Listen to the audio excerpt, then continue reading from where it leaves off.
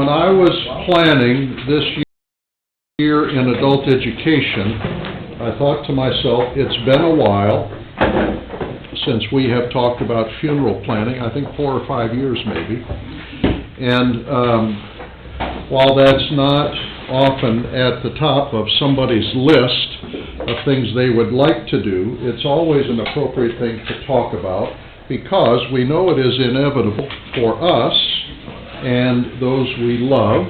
The timing we're often not very sure about. And it is something that that is important to do for the sake of those who are left, and either because they do it, and or because we might do it for ourselves, which is I must say, a thoughtful thing to do, a caring and loving thing to do for those who are left to make other arrangements. When somebody dies, and it falls to us to be involved in their funeral arrangements, I want to say I've learned personally, and I certainly know professionally, that that is not a time to be impressed with my own independence, that I can handle everything, and that I don't want to bother anybody. And what I want you to know is that when there has been a death, that is a time to ask for help. And there are people who are ready to help, or who are willing to help and want to do that. And in our congregation and in other congregations, that means the pastor or pastors. I'll say something about the United Sisters. When my part of the morning, when it bounces back to me, it is certainly a time to rely on professionals who help families and loved ones make funeral arrangements. And I've invited the best I know this morning to talk some about that aspect of preparing for a funeral. And it's also a time to call family and friends, not just to say so-and-so's died, but to ask for help. It is appropriate to ask for help because people are ready to help, and because our Lord does not want us to go through those times alone.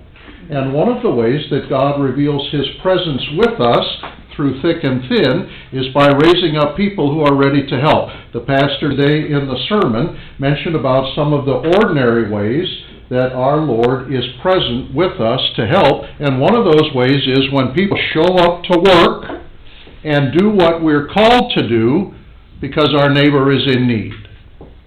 That's why somebody like Mary Thompson goes to work. It's why Amy and I go to work. It's why some of you step up in various ways, because our neighbors, our brothers and sisters, are in need. And so it's always appropriate to reach out and ask for help. People are ready to help. It is not a time to think, I have to get through this, or I have to see to everything. Something else I wanted to say. And I also want to encourage you to think about pre-planning for your funeral. We've had 2 funerals this year. We had a funeral for Nola Hubland's son David, not a member of the congregation, and Amy got a call, and she went, and they were making plans on the fly. I mean, his death was unexpected, even though he'd had a bout with cancer. They thought that he had made it through surgery and was on the mend, and within 48 hours he had died. And so they scrambled, but they called for help. Carrie Knaus, we just had Carrie's funeral this month, and Carrie had been in to see Amy within the last 12 months and had some thoughts about her service and had made some arrangements with us. I don't know if she had did you have Carrie Knaus's funeral? I don't know if she'd made arrangements with the funeral home or not. I've been to the funeral home a number of times. Marv and I went a long time ago with Frank Mulwey to make, because he wanted to make some funeral arrangements. Mary can talk about that some this morning. It can be a very loving thing to make funeral arrangements pre-planning, because when a death occurs, and again, speaking both professionally and personally, there is so much to do, and the sense of loss can be so great, or the stress can be so great, that to take something off of the plate of those that you love will turn out to be a very loving thing. You know, they've still got the house or the apartment to deal with, and all that stuff that, you know, was in the basement that you know, you're not even sure what's in there anymore. But, I mean, there'll be plenty. But if you can take that off of their plate, that is certainly a loving thing to do. So this morning, Mary Thompson and I are going to share the time. I think Mary will have the bulk of the time. I'll say a little bit when she's done, and you're done with her, about our thinking about the funeral service itself.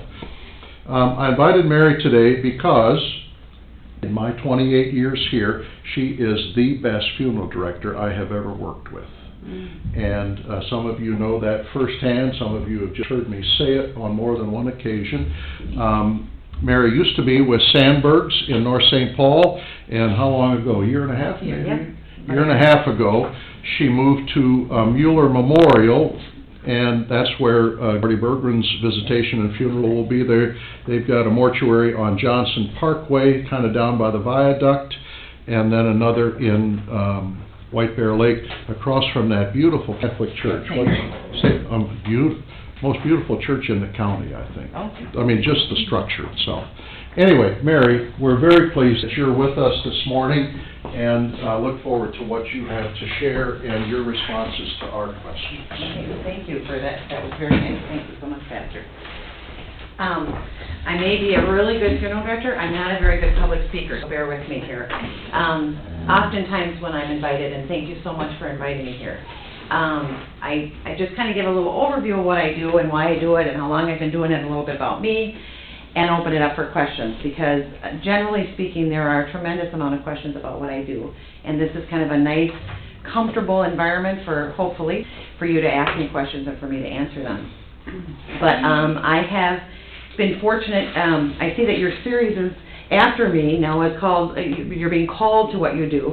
And I often say that I'm so lucky that I get to do what I was called to do. So I'm not from a funeral service family, so when I went to college, my intention had been to be a nurse, and I thought that that would be great, and I grew up in northern Minnesota, and I came down to the university to go into the nursing program, and then it wasn't what I thought it was going to be. It was very, very competitive. In fact, I know from my son's experience now, it still is very competitive, and it just didn't feel right. And I also, my other goal was to be sure that I got done in 4 years. School was not my strong suit, and so I thought, well, what classes have I taken that will kind of cross over to something so I don't have to go any longer than I have to? And mortuary science popped up, and I thought, oh my goodness, I'm not sure that this is what I could do. I had a pretty substantial death in my life. That first year I was in college, I lost my mom that year. I don't know if unconsciously that had something to do with it. Consciously it didn't. I just was really trying to get done in 4 years. That was my goal. And so I started taking some mortuary science classes, and it was just like the light bulb went on. It was like, boom, this is what I'm supposed to be doing. These people are encouraging and helping one another, and we all are on the same page. And now it's been 30-some years later, and it is what I'm supposed to be doing. And it's so funny to me. Katie just told me this morning. It's so heartwarming for me, so I wanted to share it with you. Yeah, absolutely. It's just a small world. She ended up working with my son for a couple of years. They were in college, so. Yeah, I worked with Alex at school, and he said to me once that he said it takes a very special person to do her job, and she is that special person. And I've just always remembered that. So I guess I'm supposed to be doing what I do. So I feel very blessed to do what I do. And as a licensed funeral director, I'm pretty much involved in all aspects of funeral service. So I'm involved with the care of the deceased. I'm involved with the care of the family, the paperwork side of it. The computer, I tell you, computer kind of came into my life a little bit later, and I'm amazed at how much I sit at a computer to do all the paperwork things that I have to do. Even putting the obituary in the paper, I used to be able to call and talk with someone. Now I have to type it all up. But of course, my preference is being with people. For the most part, I am with people every day. And I think the other thing that really calls to me is that I never know what my day is going to be like. I think I might know what my day is going to be like, but I really don't. The telephone rings and everything shifts for my day. I also, before I forget, because again, public speaking is not my strong suit, when I retire, the thing that I want to do, and I tell this to everyone, is I want to be a lunch lady at my church. So United Sisters, honest to God, and not to take away from you, it is the best ministry that there could possibly be. For a family to be able to be hospitable to their guests and feed them a meal and not worry for, I mean, you guys do it better here than probably any church I go to, but that is my goal. I have said this for years and I mean it. I am going to be a lunch lady at my church. So thank you for what you do. I do intend to do that, but it is such a gift. But, Pastor talked about prearranging, and that is a huge part of what we do now, and that has been for some years where people are doing that. And I think initially it started as hospice became kind of more in the forefront and more people were experiencing that program. I think they strongly encourage people to give some thought to that next step and to try to get some of those things in place, have the person be a part of that decision making. But it has really spread to much more than that, and I am a huge proponent of prearranging, and it doesn't even have to be where you come in and talk to me. Ideally, you will come in and talk to church if you have a church connection. I think that that's important to have a conversation with your pastor. But at a minimum, just write some notes down at home and have them somewhere where people know where they are.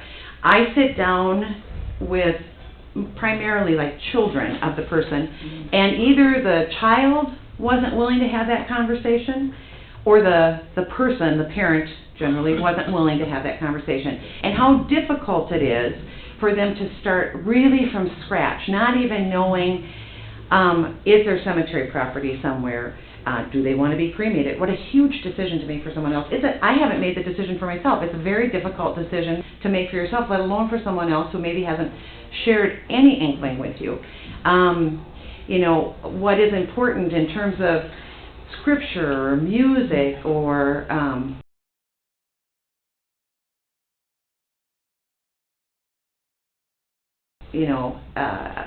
the gathering piece of it. There's just so many aspects to it. Because I've been doing this so long, when I started, it really was, funerals are pretty much the same. And so when I sat down with someone, it was more about what day, what time, and there weren't a whole lot of variables. Well, now, I sit down and have a conversation with people about trying to decide what words to use, because service and visitation aren't necessarily the right words even anymore. So we talk, there are really no rules to it anymore in some of those extra decisions. And I think if you just, like I said, at least make some notes. If you can have a conversation with your family, that would be ideal. And involving church, even better.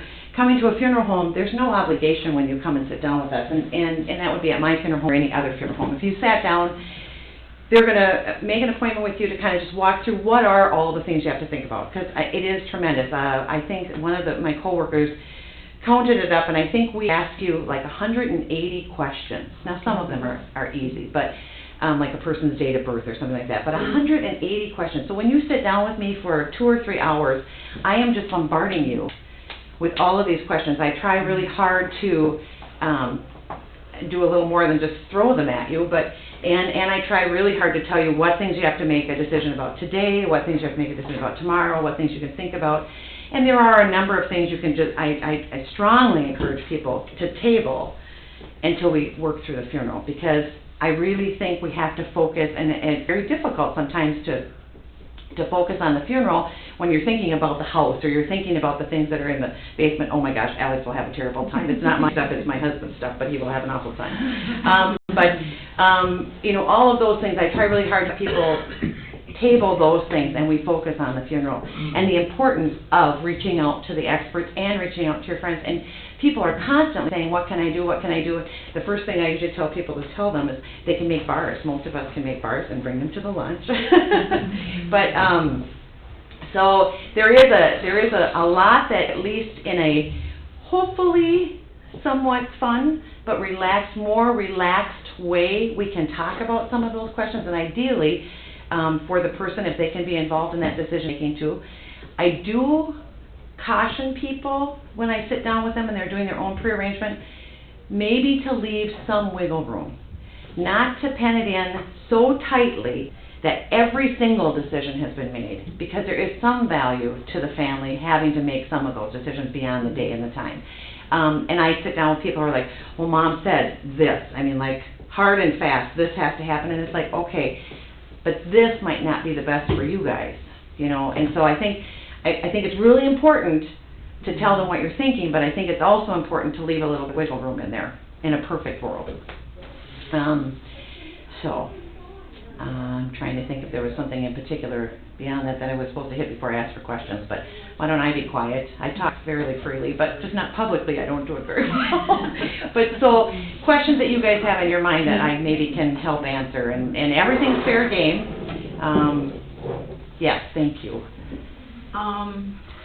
The last funeral I planned was my father's, and he was cremated, but we had to buy a casket. I don't know why. But Did you have some kind of viewing beforehand? Yes, we did. Okay, that's become fairly common in between it. We're pretty traditional up here, you know, so it's not at all uncommon to have the body present for the service, for visitation, and then have the cremation take place. So it's, for lack of 30-plus years, we haven't come up with a word. It's called a rental casket. And yes. Do they do that now? I thought they should at that time. Yeah, and it's a little bigger than a normal, a little longer than a normal casket, a little wider than a normal casket. There's actually another box inside of it. So you're buying that inner box and all the interior. So I always say where one person laid, another doesn't. I mean, that whole box is what goes to the crematory, and so you're buying that box, if you will, and you're renting the outer shell. And typically, they're beautiful wood caskets. And now that I think of it, I don't know why I haven't, but he was Catholic, and cremation was a no-no back then. How long ago was But it? But he wanted to be cremated. I got it. So, I don't know. Gotcha. Yeah. I don't know. Well, and He was born in 1908, and he died at 94. Oh, okay, all right. And the church, the Catholic Church, in my time too, has come a long way. Strong, the Catholic Church has a very strong preference to the body being present for the Mass, and then the cremation taking place, and then an even stronger preference that the ashes be all buried in one place together. So from what they need. But, and that, you know, I think that whole thing with the ashes, I think that, I'm not retiring anytime soon, so I'll experience some of this. I think there's some indecision with folks about what to do with them. It isn't an automatic to bury them, and I know for me, and it's a very personal decision, but for me personally, I need that space. So whether I'm cremated, whether Alex decides to cremate me or bury me, but I need a space, and he does know that. But I just, because it's important to me to go to people that are important to me, and I just want to have a space. I want to be kind of remembered, and that's important. But I need a lot of folks now, because cremation gives you the latitude not to make that decision right away, who don't make that decision. So I encourage them to make the decision, whether actually make a decision. Are you going to keep the ashes at home? Are you going to scatter the ashes? Are you going to bury the ashes? You want me to divide them and do different things? But consciously make a decision about that. And I have some hesitancy about hanging on to them, because I just don't know what's going to happen to that over time. What is illegal with the ashes? You can't scatter them on private property without talking to whomever it is. Right. But public property. I know where mine are going. Oh. I didn't want to know if it's No. against the law and I have to keep quiet. Probably not. Probably not. I think in a national park, I think it is illegal. I think they have actually written it in the law. But I always tell people, in the state of Minnesota, the only law that I could pull that would have anything to do with the ashes would be like a litter law. So, there is nothing specifically about ashes, because once cremation takes place, as far as the state of Minnesota is concerned, disposition is complete. So the paper trail, everything is complete, and they feel as though what needed to be done is done. So the state of Minnesota doesn't really care. So, but there again, people who choose to bury in their yard, or when you moved, does that feel odd? I just wonder.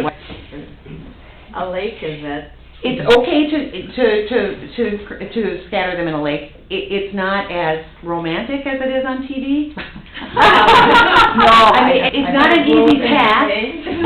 There are scattering urns, which sounds stupid. It's like, well, why would I pay $50 for something when I don't need? But they are made in a way that kind of like they leave the urn in a more controlled manner. Or otherwise, there's one I think is kind of cool. It actually is made of a paper mache, and it's like a big disc, almost looks like a flying saucer of some kind. Pardon? Biodegradable? It is biodegradable. So you kind of can send it off, and then as it fills with water, it will open up, and then the ashes will go, So that, I thought was kind of a cool idea. Because now I can say I'm going on Lake Salem. Yes. Well, Yes. let me just mention that one conversation that Mary and I had a couple of years ago that has not gone very far is about our congregation having a columbarium built. That is a place, a wall that would have spaces for urns. And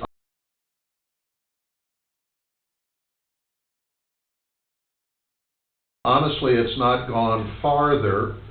I thought we should have a conversation about it as a congregation because more people are being cremated.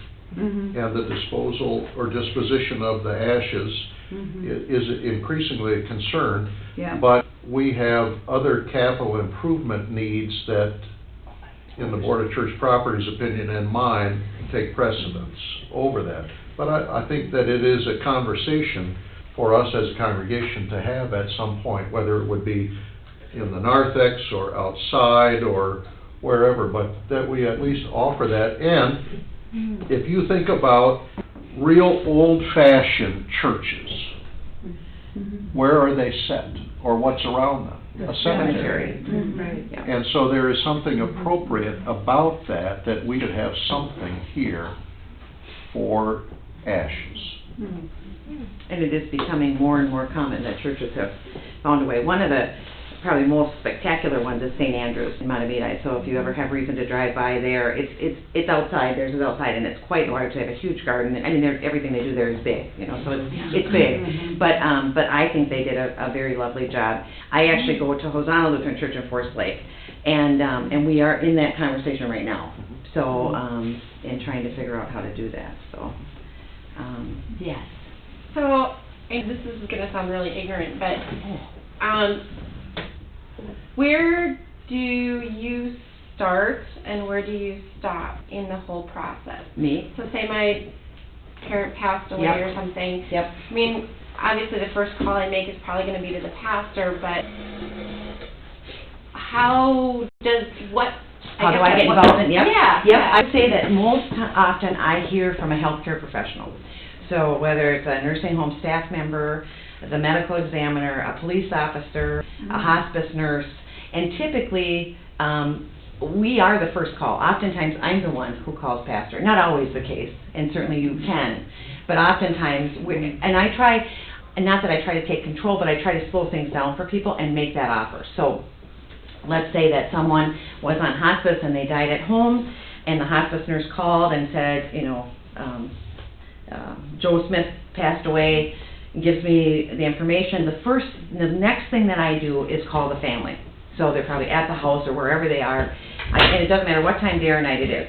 We always call the family right away. And so in my scenario where the person's at home, one of my first questions is, how are you doing? What can I help you with right this minute? Because I have no idea what's foremost on your mind. It's not my agenda. It's your agenda. Most people can't even ask a question yet, but I try to find out if there's one there. Then I assure them that we can be there in an hour, but we don't have to be. So no matter what time of day or night, we can be there in an hour. We have enough folks that help us that we can make that happen. But we don't have to be. There's no rush for us to come out. The hospice nurse called, but that doesn't mean that you're ready. So I have some folks that are like, oh, no, come out as quick as you can. And I have other folks who are like, nope, you know what, we're going to gather all the grandchildren here. We're going to take our time. I mean, it has been 12, 18 hours before folks are ready for us to come out. So there's in most of what I do, there's like no right or wrong answer. So, but as soon as they're ready for us to come out, then ideally we're there and we talk about what are the next steps. So we have to set a time to come in and sit down with us. but is there a church that I can call? Do you know if you're going to cremate or have earth burial with a casket? And the reason that I ask that right away is so that I know how to care for the person. So if there's going to be earth burial, most likely we're going to be in a time frame where embalming is going to be necessary, or we're planning on an open casket viewing where embalming is necessary. And the sooner we do the embalming, better is the results. So I usually have that conversation with folks right away. If they don't have the answer, it's okay. I just tell them the things that are most important to touch. But so that's part of my conversation. I tell them the kinds of information that I'm going to need. Most of what I need, statistical-wise, is for the death certificate. So I can start that. Your funeral home's going to initiate the death certificate. So it's things like social security number, date of birth, place of birth, parents' names, all of that kind of thing. So I kind of give them a checklist, and I take everybody off guard by the person's mother's maiden name. Now, you can all probably think of your mother's maiden name right here, but if you're in my office with me and I haven't prompted you, you'll never be able to come up with it. It's just the way it is. It's so funny, because it's something most of us probably know, but I always take you off guard. So I try to ask them to think about those things before they come in, just so I don't take them off guard. I think the other thing that I ask them to do all the time is think about what they might want in the obituary, like spellings of names. And I used to jot it down. Now people come in with their laptops, but just jot down spellings of names and things, and we'll help you put it all in a good format. We'll talk through the costs of it so that you're not surprised by any of that, but just kind of that framework. So I give them some little busy things to do that are very important that they can bring with me to make that time with me go a little bit smoother. Maybe bring clothes if that's appropriate. Something else that I'm really, really proud of where I work now is that no matter what decisions folks make, if it's cremation or immediate burial or kind of a more traditional route, we strongly encourage for folks to see the person again, and there doesn't have to be any additional expense for that. But let's go back to my scenario where we're at home and maybe they had me come right away. So there's a grandchild that's at college and she couldn't come home, but she can come tonight or tomorrow. We really want to give folks that opportunity to not only for that grandchild to see who didn't get to see, but when you're at home in that scenario, you're watching them die. I mean, that's what's happening. So when you come to the funeral home, I can maybe give you a different environment. Now, obviously, the person's still dead, but you're not watching them die anymore. It's not the dying process. It's something different. And sometimes I can make that appearance a little bit better, just the same things that we do when we do the embalming without doing embalming, but just some of those things to make the features more appropriate and just, comb their hair, give them a bath. Those things that are just, those kind of just things that we always do, whether families see them or not. But again, where I work, it's just we really make a strong opening for folks to see the person again, either when you sit down with us for those arrangements or later that day or the next day. But just a time dedicated for that. And I would say probably 80% of the people take us up on that. And I've been there 18 months, so I've worked with quite a few folks in that time. And only one family they were just neutral. But everyone else has just been so happy to have had that opportunity. And it's really that and some other things have shown me that even after my 30+ years, there is something for me to learn every day. And I may have forgotten that for a while, but I'm not now. I'm very aware that there is something every day that I learn. And that piece is really huge for me. So we talk through kind of all of those things. And so I am then with people kind of right from get-go through all the planning pieces. And then it's so funny, I worked with a woman last week, she was so funny because she said, I won't remember anything, and I write it all down. And I put dates and highlights and everything, but every day I had to call her. And she's like, I'm sorry, Mary. I'm like, no, that's why I'm here. I'm the one who's supposed to be thinking for you.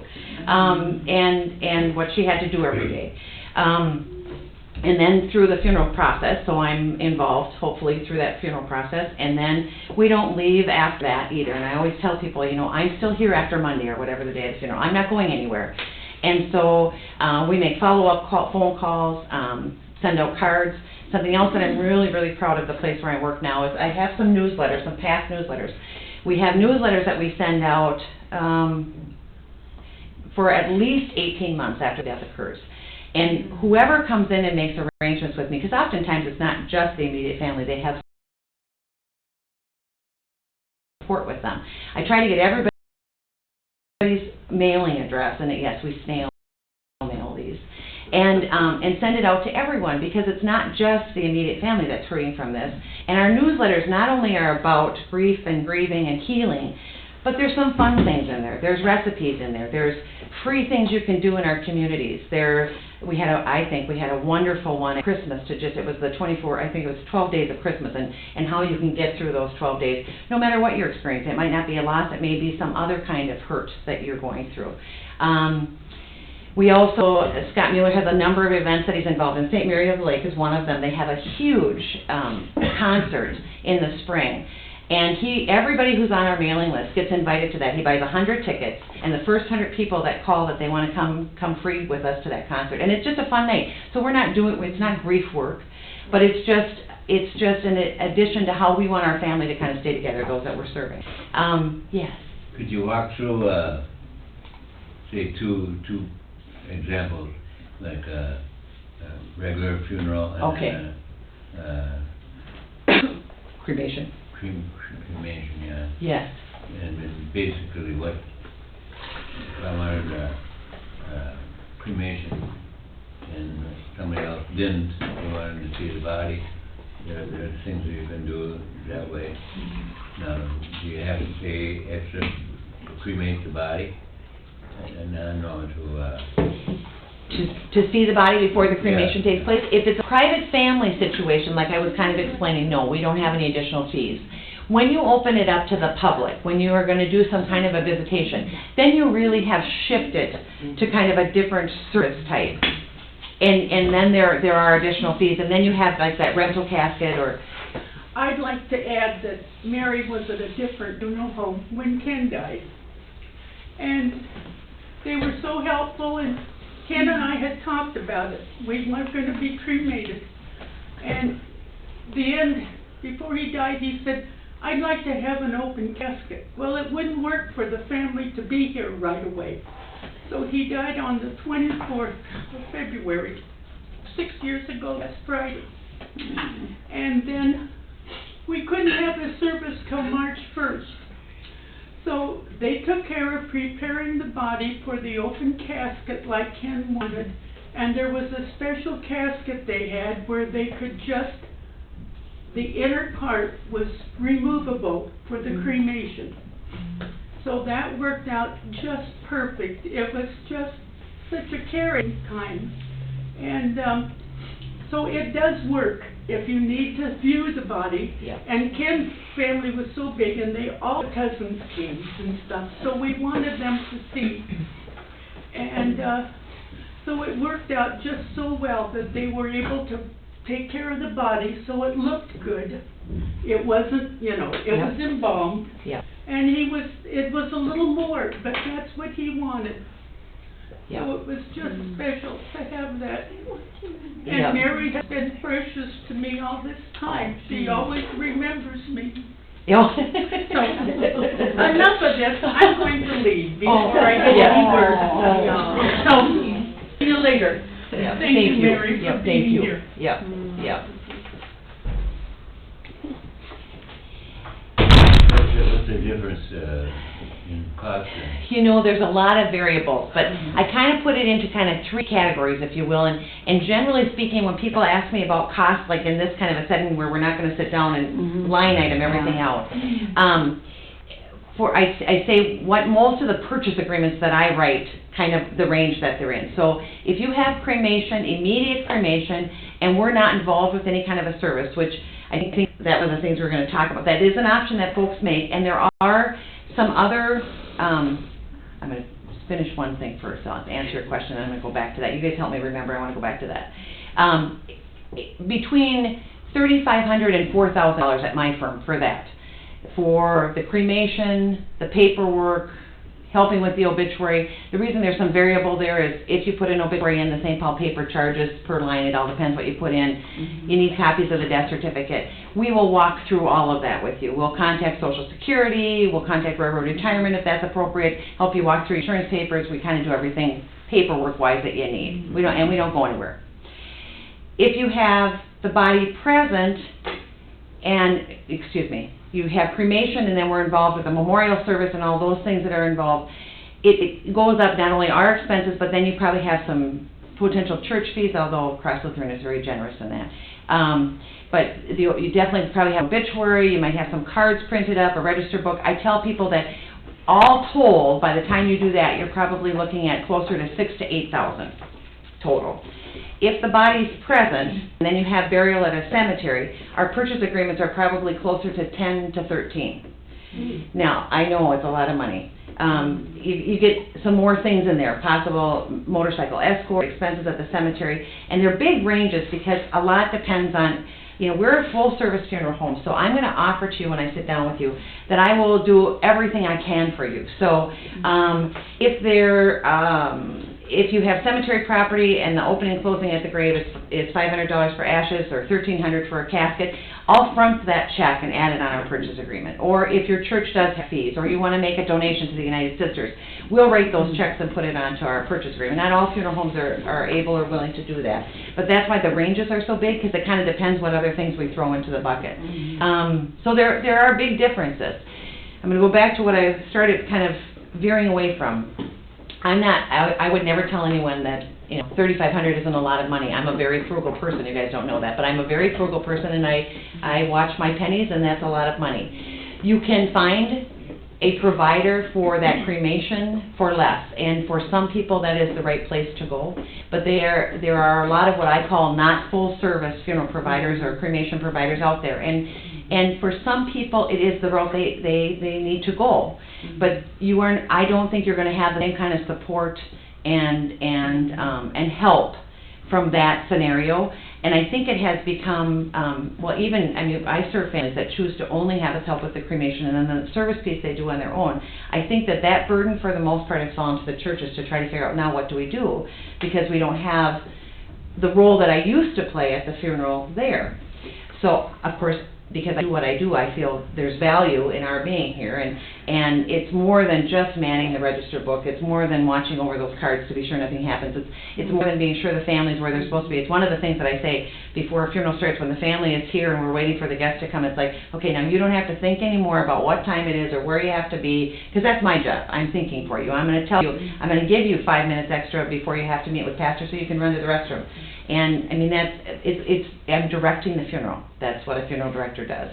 So I find value in that, but I also see where folks are choosing other options. I just want to echo that. It is the person's decision or the family's decision whether there is a burial of a body or cremation and dealing with the cremation society or one of the others. I will tell you that it is a greater challenge for us here by far to deal with someone other than a funeral home. Even the poorest funeral homes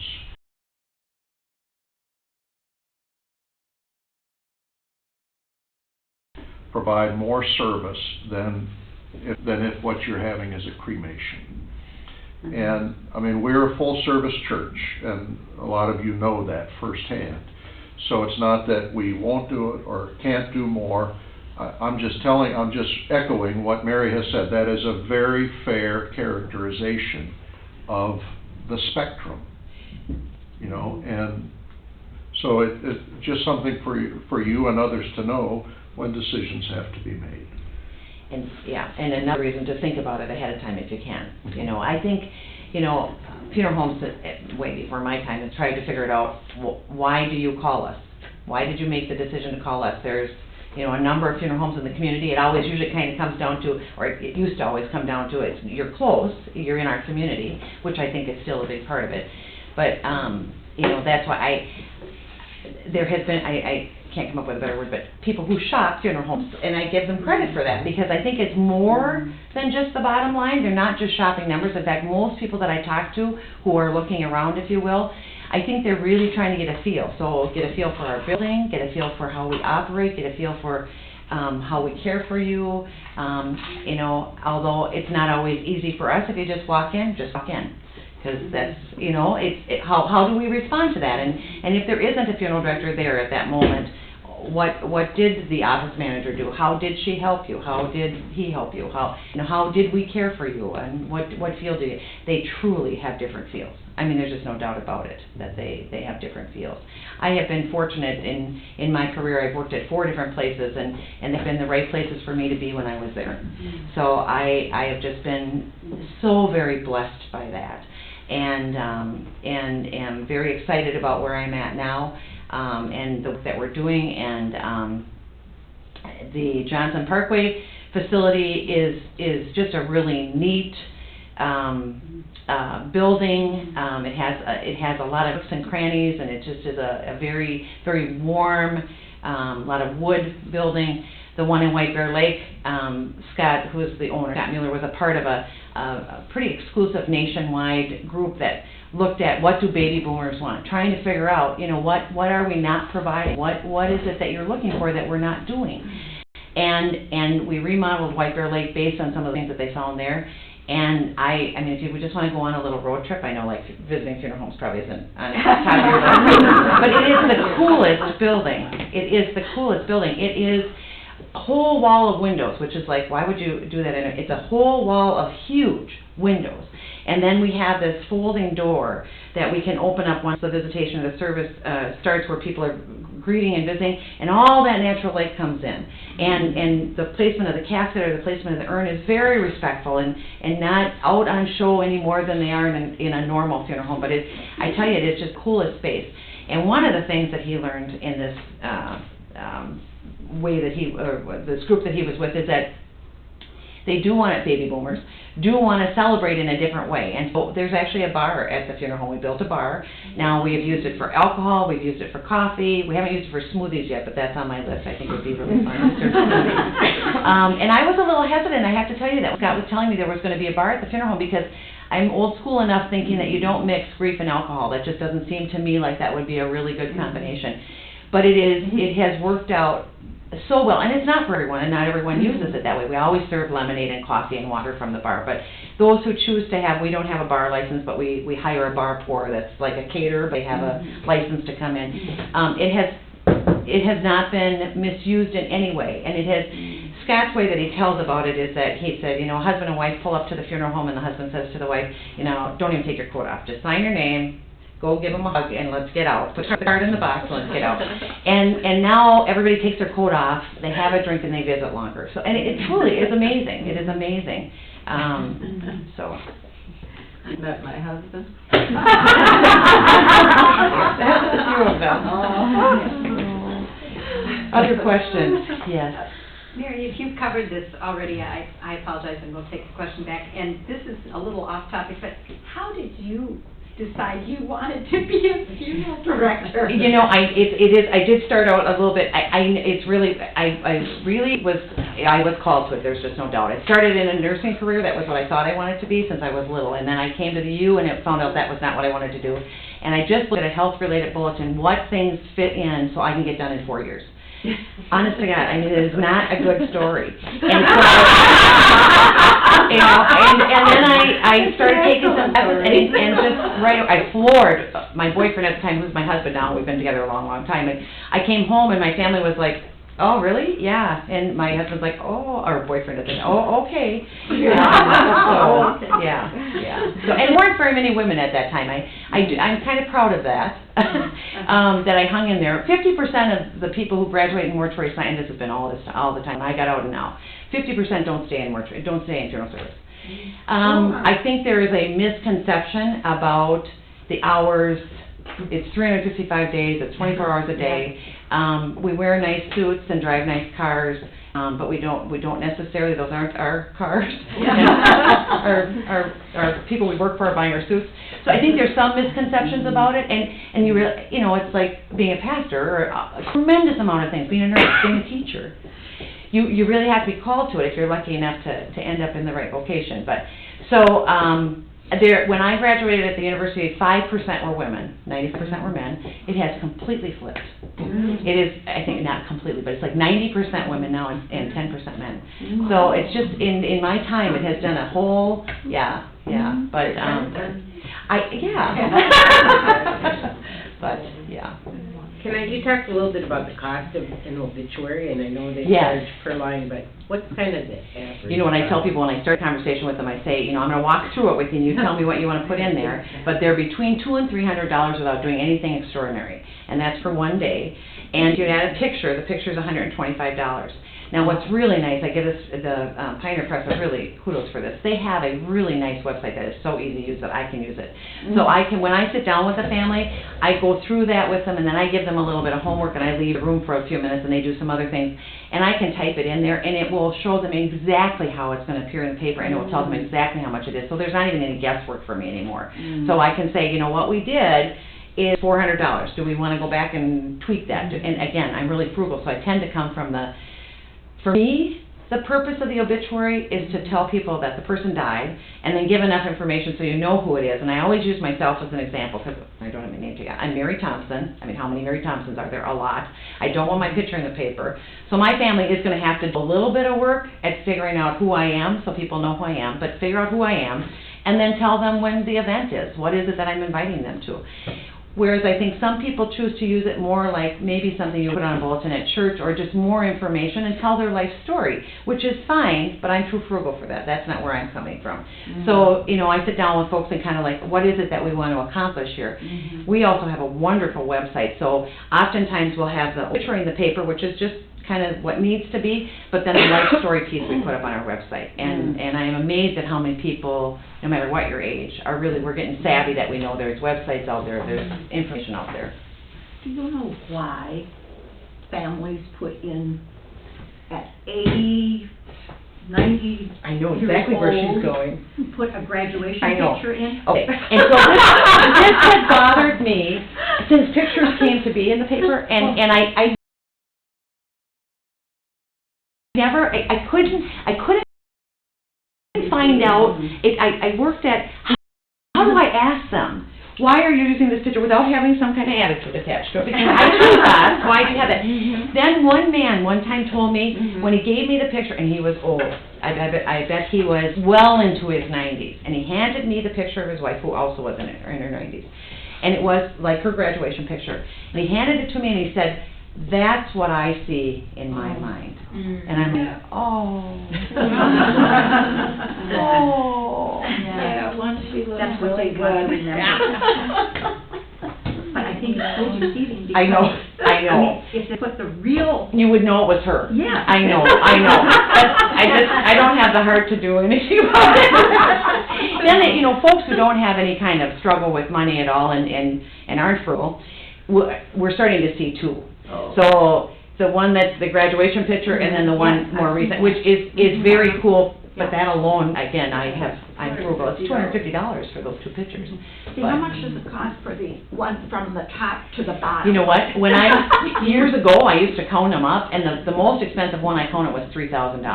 Oh my Now, goodness. I haven't counted one for a while, but most of those, if you look at them, they're from somewhere else. So I'm wondering if they die in Arizona and the family tells them, you know, make sure you put something in the St. Paul paper, and that they don't realize until they've done it. I mean, I'm making it up, but until they've done it, how much it is. But yeah, if you sit down with me, you will know exactly how much your obit is before you walk away from me. Yeah, and everything actually. But. So the consequence of a large family. Well, yeah, which there's plenty of pluses to a large family as well. So yeah.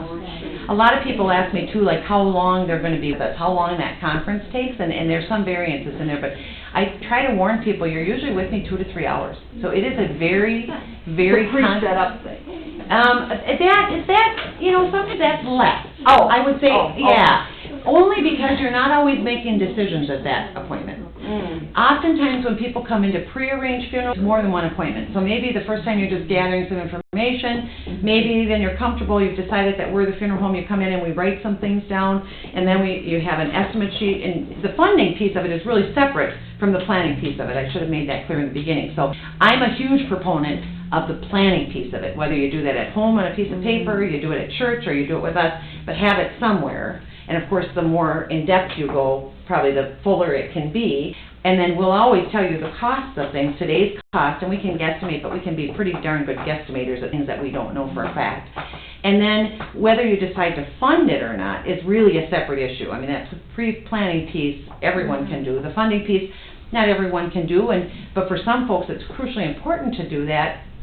If on the horizon, which is probably for a lot of us, would be some kind of nursing home care or some kind of extended care where you have to then, look to the state to help you with the finances, and you're only allowed so much in your checking and things. A funeral plan, planned ahead and paid for ahead, is totally separate from that whole what you can have and can't have. Does that make sense? Yeah. So it's sheltered from that discussion? Yeah. Already spent. It's already spent. And know that, thank you, it doesn't go to the funeral home. Mueller doesn't take the money at that point in time. We put it into an insurance product for you. So if you pre-arranged at Mueller, if you came and sat down with me, and my example is, and then you all up and moved to Alaska. I don't know why anyone would up and move to Alaska, but you up and move to Alaska, and you die in Alaska, the funeral home that helps you in Alaska will have access to those funds. So Mueller doesn't get anything until we actually help you with the funeral, or anyone. That's the way it is in Minnesota. Your money is perfectly safe. How much does it cost to transport a body from another state? It kind of depends on if we're going by air or car and how far we're going. But 400 miles. 400 miles. You making plans? Well, North Dakota. So where are we for 400 We're miles? in North Dakota. Okay. If we drove, it's $2.60 a mile one way. So you can do the math on that, I don't know. Okay. If you flew, it might depend on, like, if we're, not to say anything bad about North Dakota, but I don't know if there'd be a drive to the airport where you'd already be paying some. But I would say, most airfare, the human remains comes through a part of the freight, if you will, so there's a weight thing. So generally, unless you're having a funeral in North Dakota, my recommendation is always call your funeral home where the funeral is going to be, and then we can work with a funeral home out there, and it's usually less expensive, so you're not doubling some things up. And to fly, if we're going to fly in a special, it's called a combination unit that protects the body, but you're not in a casket and have that weight. So then your airfare is less. Well, but okay. Do we have to contact the funeral home then in North Dakota, or can we contact you here? I would contact me here. I would always contact where the funeral's going to be, and then let that funeral home here help to make that happen. Now, here's your scenario. If you said, we like the ABC funeral home in whatever town, I'll work with the ABC funeral home, that's just fine, but let me call them. And sometimes you can get like a funeral home to funeral home kind of rate, if you will. They'll lower the cost somewhat because they're probably not having to, schedule any time with you. We're doing that, and I can be very succinct with what I need them to do and handle. So you can't come and get the body without my contacting the other funeral home? No, that's Oh, not true. well, you probably wouldn't want to wait till I got there. Okay. That would be the only Yeah. reason, yes. And So I so, do- but we have had that, not maybe 400 miles, but I have had that in northern Minnesota. And the facility that the person's been at is like, nope, we're fine, it's gonna take 4 hours to get up there, nope, we're fine. And that's what the family wanted us to do, so we go up. But more often you have, when there's a distance, we have someone helping us with the crucial kind of needs, which is calling for the person from the place that they've died. And then if embalming is something that is in the scope of things, then we would have that done. Just because the sooner that's done, the better the results. But So we just call you and you tell us what to do. yeah, I'm good at telling people what to do. I'm sure my son could speak to that as well. Yeah. I'm aware that it's 5 minutes to 12. I want to say a couple of things about the service here at church. Then if there are other questions, then you want to stay if you have a few minutes, Mary. Yeah, absolutely.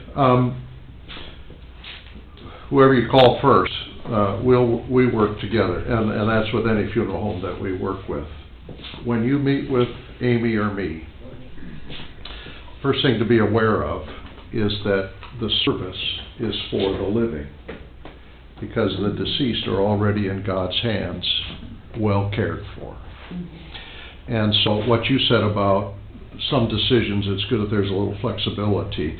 I had a funeral once where the father had said he did not want a visitation, he did not want a lunch or any kind of refreshments after the service, he did not want a police escort, and his son honored all of those decisions because he knew his father was very rigid and wanted what he wanted, and I thought he made mistakes on all three of those. It was a mess getting to the cemetery.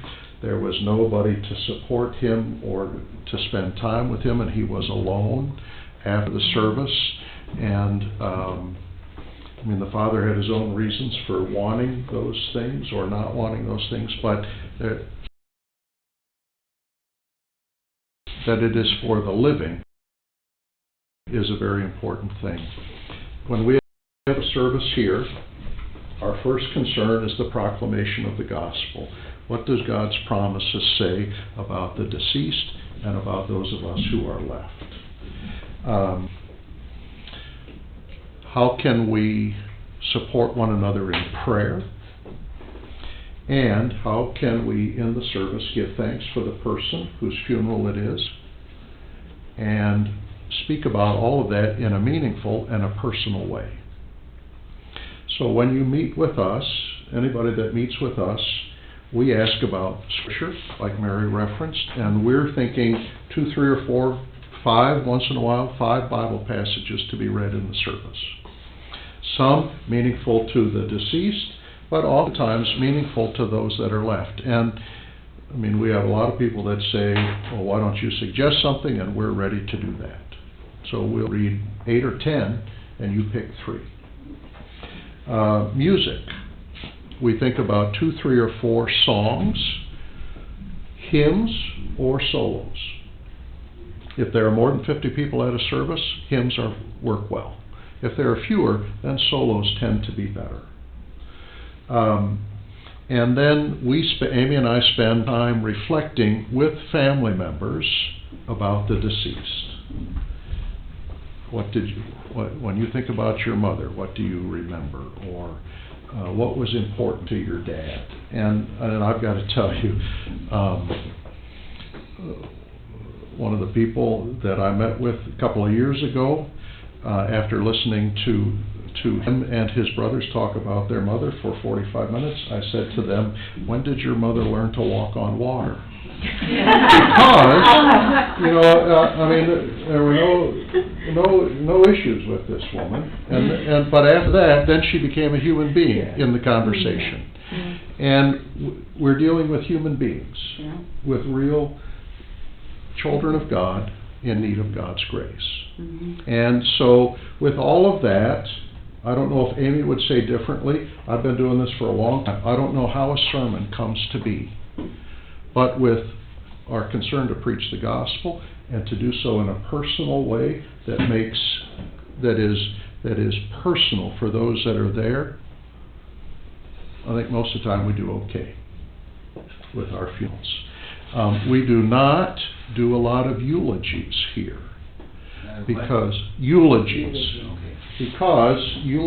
tend, in my experience at other churches, eulogies tend to be about the person walking on water.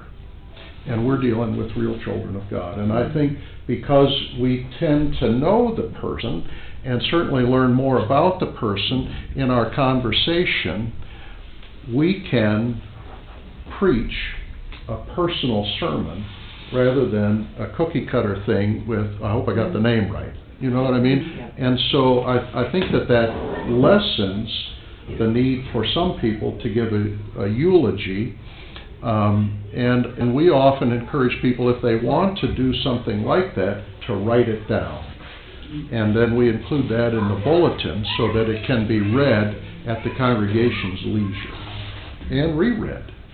Because I can tell you, not everybody hears what is said at the service itself. And so to be able to listen to it again, I mean, now they're on the website, but to be able to read something too. If you are a member of the congregation and your funeral is here, there is no cost for the pastors. It comes with your membership. There is no cost for the janitor to do extra cleaning or extra setup or tear down. The expenses are, for the organist, $200. if there is a soloist, let's say if we ask Linda Zelig to sing, $150 for the soloist. And then, I'll say this, there are United Sisters here, I say this to every family, because they'll say to me, well, what about the meal? And I'll say, it is a labor of love. It is not a fundraiser for the United Sisters, and I have stopped asking the United Sisters, give me some kind of a price range, or give me a per plate, because families want to know. So I say, that's all I can tell you. Because that's the truth. I happen to think, and I've heard from a lot of people that, with the funeral homes that we work with the service that is here, with the meal that is served, a lot of people appreciate a day that is spent here when there's been a death of a family member or loved one. The other thing that is a question these days, and increasingly so, is, will there be a burial? If so, will the burial be immediately after the funeral service? Or will we have a meal and then go to the cemetery? Or will the burial or the spreading of ashes be at some point in the future?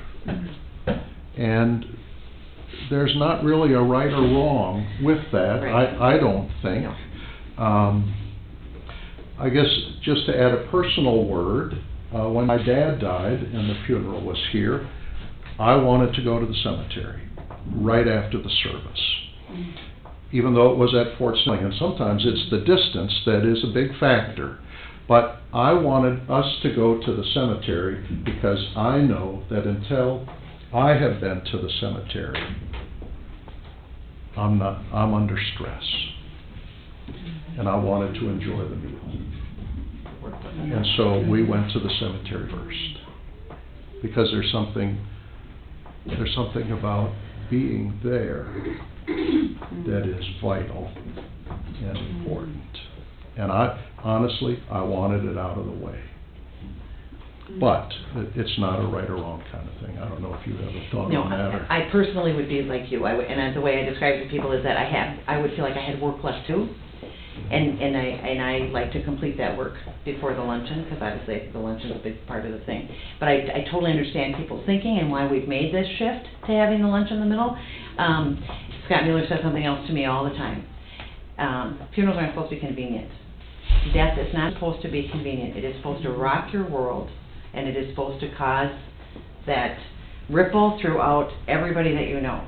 So, because I meet with people, and again, cremation gives us some wonderful latitude, but it has, again, I don't know how this will unfold over time, but where people are trying to make it more convenient, and I get the thinking, we're going to wait until everybody's home for this or that.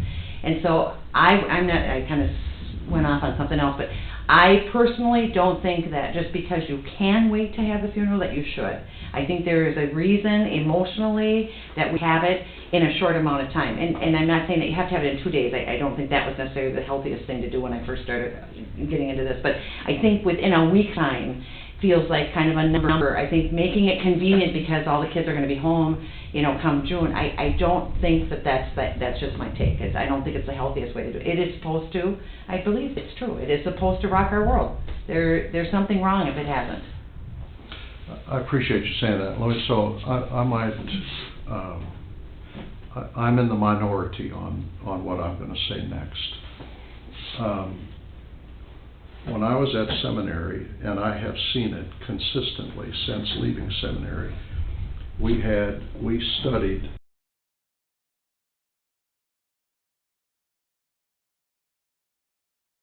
what it meant to be in a death-denying culture. I think one reason why there are graduation pictures in the paper is that we are in a death-denying culture. And that's one reason why we always talk with families about having a funeral service. We celebrate life. We give thanks for the person who has died. We give thanks for the new life that is theirs in heaven. But we do funerals because there is no denying that there is sadness. Even if we are thankful, like we were when my dad died, that his suffering was over. We were sad at the same time. And I think the more honest and open we can be about that, the healthier we are in the short term and in the long term. And so I'm very much in agreement with that. It is, death is the enemy. Even when death is a blessing, it is the enemy. And we should see the disruption and recognize the disruption and then give thanks that it's not the end. But we have to hold that intention. And I think outside the church today, we don't find that tension. Let's get on with it. Or let's not be sad. There's a time and a place to be sad and hopeful in the same breath. So, well, Mary, we can't thank you enough for coming. Thank you for having me, And for all you've done for any number of us here, Wow. the Troy-Simon family included. And if you need to get in touch with Mary for some pre-planning, or because you need to talk with her tomorrow, you can, I mean, you maybe have cards, I mean, I know how to get in touch with you. There's some stuff here you wanted to mention about Mueller's book. Scott wrote a book, and it is not an advertisement for Mueller. It is just I think, it is, first off, a very easy read. And it talks about what you should do when you're thinking about pre-planning, what you should do when you're thinking about picking a funeral home. So he graciously... I read it last week, and I would agree with that. It is not a commercial. Yeah. So if somebody wants one, Yeah. there's one here that I've already... And I also brought previous copies of our newsletter, because again, I'm very, very proud of this. Can we take them? Absolutely. Oh, And you our have cards. Yep, and very excited about the way we stay connected with people. So I think there's a couple different ones here, whatever, everybody just take whatever they might want. So, The book is much like this conversation today. It is. There are a lot of elements that are the same. So I found it very, very appropriate. I might have a couple more.